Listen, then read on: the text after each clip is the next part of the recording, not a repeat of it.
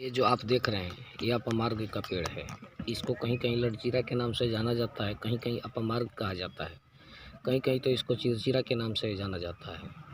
ये अक्सर खेत खलिहानों में या रोड के किनारे या खाली पड़े प्लॉट में ये देखने को मिल जाता है।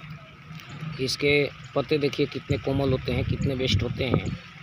और इसका जो ये डंठल होता है ऊपर, इसमें कांटे लगे रहते हैं। अक्सर खेत खलिहानों में जब हम गुजरते हैं तो कपड़े में चिपक जाता है, इसीलिए इसको लटजीरा के नाम से भी जाना जाता है। ये कपड़ों में चिपक ही जाता है। ये बहुत ही गुणकारी है, इसके गुण बहुत है। यदि आपका दांत रोग है, मंसूड़े में दर्द है या दांत से बदबू आता है, तो इसके ये जो डंठल है, ये तो छोटा सा पौधा है, कहीं कहीं बड़ा बड़ा पौधा मिलता है। ये अभी आपके सामने जो दिख रहा है छोटा सा ही पौधा है। यदि बड़ा कहीं पौधा मिल जाए तो इसके डंठल को तोड़ लीजिए और उसे दातुन कीजिए। अब कहीं कहीं ये हरा मिलता नहीं है, तो उसके लिए एक उपाय है कि कहीं भी ये दिखाई दे तो इसको तोड़ लीजिए और सुखा लीजिए, और सुखाने के बाद रात को भिगो दीजिए और सुबह में उसे दातुन कीजिए, वही फ़ायदा होगा। उसके बाद कई बार क्या होता है कि दांत के अंदर पायरिया हो जाता है। पायरिया जब हो जाता है, बहुत ही दर्दनाक रोग है।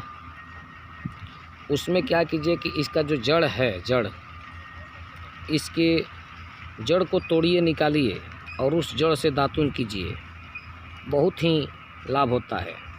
एक अधकपारी होता है जिसको कहीं कहीं आधा सीसी के नाम से जाना जाता है, उसमें इसके सूखे हुए बीजों का पाउडर बनाएं और सुबह शाम थोड़ा थोड़ा एक एक चम्मच खा लें, अधकपारी ठीक हो जाता है। एक होता है भस्मक रोग, उसमें क्या है कि आदमी बहुत ज़्यादा खाना खाता है, भूख बहुत लगता है, उसी को भस्मक लोग बोलते हैं। उसके लिए आपको क्या करना है कि इसके पंचांग को, पांचों अंग, जड़, तना, फल, फूल, पत्ता, पांचों को कूट पीस करके दूध में मिला करके इसको खाना है। उससे भी भस्मक रोग दूर हो जाता है। यदि वो काम आप नहीं कर सकते हैं तो क्या कीजिए कि 5 ग्राम इसका जो दाना होता है ना, ये जो ऊपर देख रहे हैं डंठल, इसमें से चावल के जैसे दाना निकलता है, तो उसको खीर में पका करके, दूध में पका करके खीर जैसा बना करके 3 दिन तक खाएं। उसमें भी बहुत ही सहायक होता है, फ़ायदा पहुंचाता है। लेकिन इस बात का ध्यान रखिए कि ये ज़्यादा नहीं खाना चाहिए। ज़्यादा खाने से हो सकता है आपको उल्टी की समस्या हो। तो ये बहुत ही रोगों में काम आता है, बहुत ही गुणकारी है। इसके बारे में जितना कुछ कहा जाए, देखा जाए, सुना जाए, समझा जाए, वो कम है।